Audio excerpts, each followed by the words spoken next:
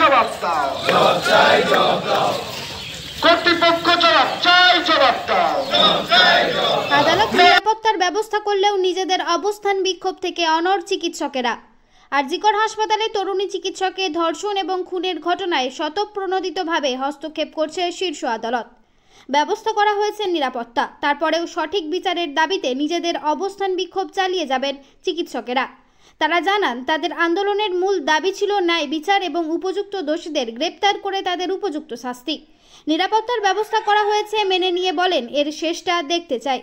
কতদিন দিতে পারবে নিরাপত্তা, সেই প্রশ্ন তুলছেন আন্দোলনকারী চিকিৎসকেরা। নিরাপত্তা ব্যবস্থা করা হলেও যতদিন না সঠিক বিচার হচ্ছে ততদিন আন্দোলন চালিয়ে যাবেন বলে জানান তারা। সব খবর সবার আগে, মানুষের সাথে, মানুষের পাশে।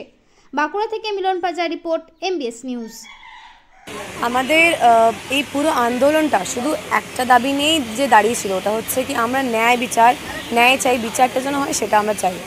আমাদের সিকিউরিটিটা মানছি, এটা আমার দরকার, কিন্তু আমরা যেটা আমি প্রত্যেক দিনই বলছি, আমরা শুরুটা দেখতে চাই, মানে শেষটা দেখতে চাই, তার শুরুটা না।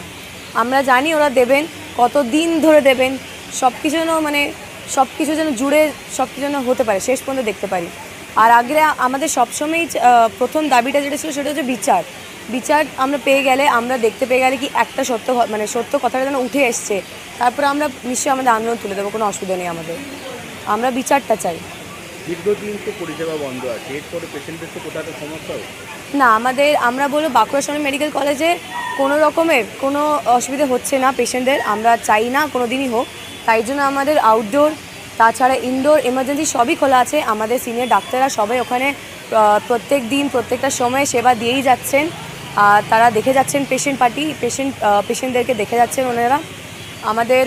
আমরা বারবার এটাই বলবো কি কোনোভাবে কোনো মিথ্যে উযোগ বা এইসবে যেন কান না দেয় আমাদের পাবলিক।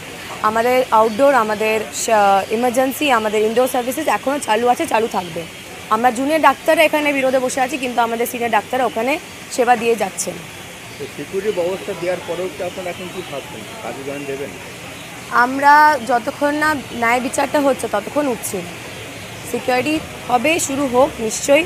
আমরা চাই যাতে এই ঘটনা আবার না ঘটে, সেটা যেন সিকিউরিটি দেওয়া হোক। এটা তো আগেই দেওয়ার কথা ছিল, এখন কেন দিচ্ছেন? সবসময় দেওয়া থাকা উচিত, সিকিউরিটিটা দিক, কিন্তু এটাও যেন হয় যে বিচারটাও যেন পাই আমরা।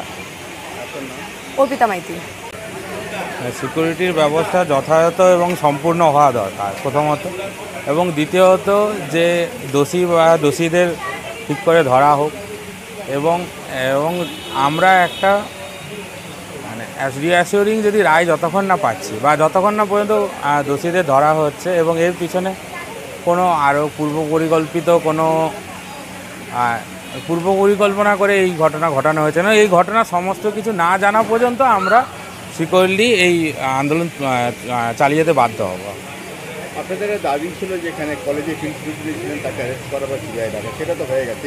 না, ডাকা তো হয়েছে, ওনাকে অ্যারেস্টও করা হয়েছে, কিন্তু সমস্ত ওনার যে কী সব কুকীর্তি বা উনি যে ওইখানে যে অরাজকতা চালিয়েছিলেন সেই সমস্ত কিছু সামনে আসতে হবে, তবেই হচ্ছে আমাদের এই আন্দোলনে মানে আমাদের দাবি পূর্ণ হবে। ওনাকে গ্রেপ্তার করা হলো, দিয়ে তারপরে দুদিন জিজ্ঞাসাবাদের পর ছেড়ে দেওয়া হলো, এটা হলে হবে। এবং গ্রেপ্তারও ঠিক না, ওনাকে তো জিজ্ঞাসাবাদের জন্য নেওয়া হচ্ছে।